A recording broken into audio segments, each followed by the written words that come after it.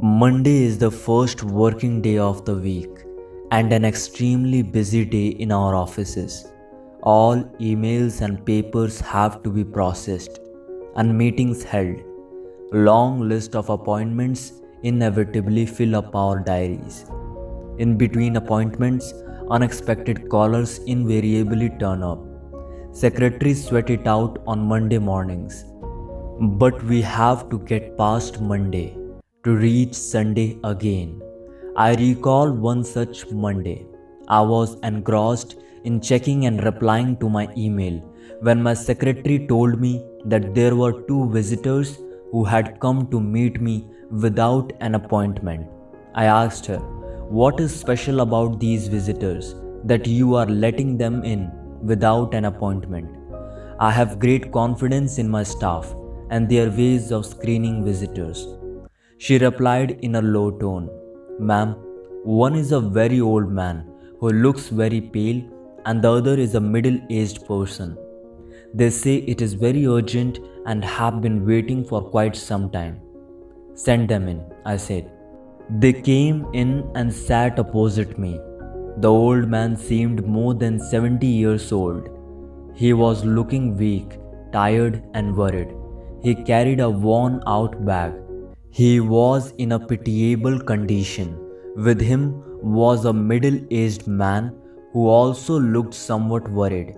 I came to the point immediately. "Tell me, what is the matter?" The old man did not talk but just looked at the younger man. The middle-aged man said, "Madam, I saw this old man sitting near a bus stop. It seems he does not have anybody. He wants some shelter. Unfortunately, he does not have any money." This middle-aged man wanted to go on with all kinds of explanations. I often come across people who beat around the bush quite unnecessarily. They never tell you what they want directly. As I am used to such things, I often cut them short even at the risk of sounding curt. "What do you want me to do?" I asked outright. "I have read a lot about your work. I want you to help this gentleman. Do you have anybody?" I asked the old man. Tears welled up in his eyes.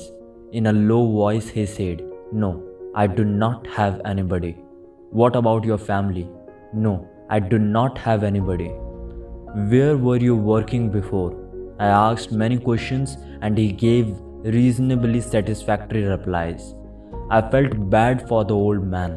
He had no money and nobody to give him a helping hand. It was a sad case. I thought of an old age home with which we had regular contact. I called this home and told them that I was sending an old man there and that he should be kept there until we decided what we could do for him. The middle-aged man said, "Do not worry. I'll go with him and leave him there. From there, I will go to my office." Then they left my office.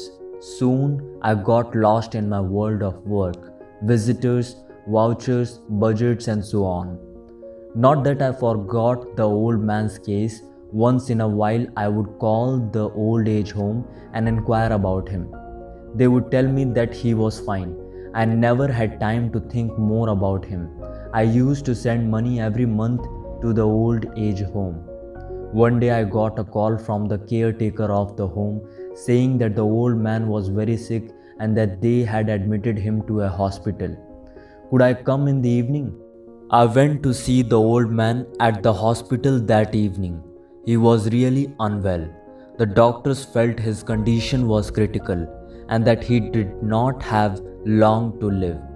I thought there might be somebody he wished to see at a time like this. Maybe not his own children, but perhaps a nephew or a sister or a brother, at least a friend. Was there anybody we could inform? I asked him, "Do you want to see anybody? We will call whomever you want. Do you have anybody's phone number?" With a trembling hand, he wrote down a number and gave it to me. We called the number and informed the person at the other end that the old man was critical. After some time, a person came to see him. He looked anxious and worried and he went straight to the old man. I thought I had seen this man before. I tried to jog my memory, but in vain. I just couldn't remember why the old man's visitor seemed so familiar. Perhaps he resembled someone I had met on my travels. Meanwhile, the doctor came out and told me that the old man had breathed his last. I felt sad. I neither knew him nor had any contact with him, but somehow I felt very sad. After a few minutes, the visitor came out. He had tears in his eyes. He sat down quietly on a bench. The whole place was quiet and depressing. The caretaker, this visitor, and I sat in the visitors' hall waiting for the formalities to be completed. The visitor asked, "Where is the bag he had?" "What bag?" "This man came to the old age home carrying a bag," he said. My interest quickened. How did the visitor know that there was a bag? I sent a peon back to the old age home to fetch the bag. When it arrived, the visitor was eager to open it, but I did not permit him. You may not open the bag unless you identify yourself. What is your relationship with this old man? I want to know how you knew about this bag. He seemed very upset with my questions. Maybe he didn't like a woman questioning him.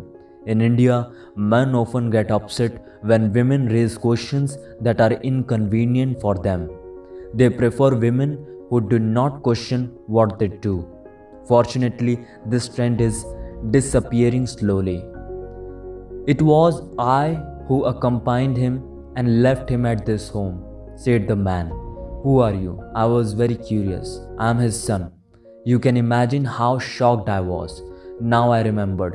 He was the middle-aged man who had come to our office that Monday morning, claiming that he had found the old man sitting near a bus stop. I was very upset. "Why did you lie to me?" Of course, he had a story to tell. "I have problems at my home," he said. "My wife never liked my father. She asked me to choose between her and him. At that time, we read about our foundation. We thought then that our problem could be solved without money."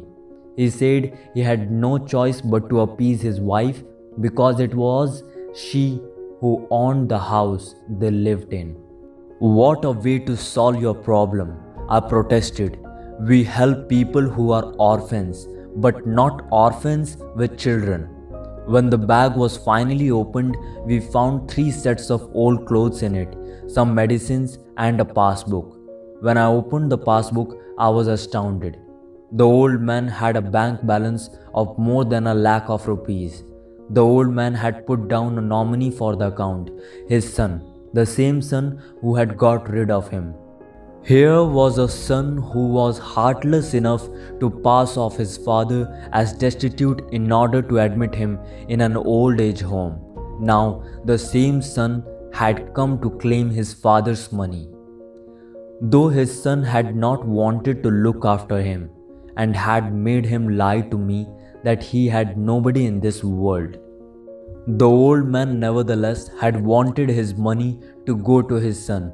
It never would have occurred to him to give that money to the old age home that had sheltered him in his last days. In Western countries, when old people die in old age homes, they often will their property to the home or the hospital that cared for them. This is for the benefit of other senior citizens. They do not bequeath their money to their children, nor do the children expect their parents to do so. But in India, we have the worst of both worlds.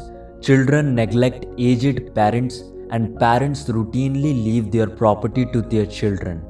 It is shameful the way you and your father cooked up this drama for the sake of a few thousand rupees, I told the man, and you are setting a bad example. Next time when a genuinely destitute person seeks help, we will be unwilling to offer it. The memory of people like you will stay on. He hung his head in shame.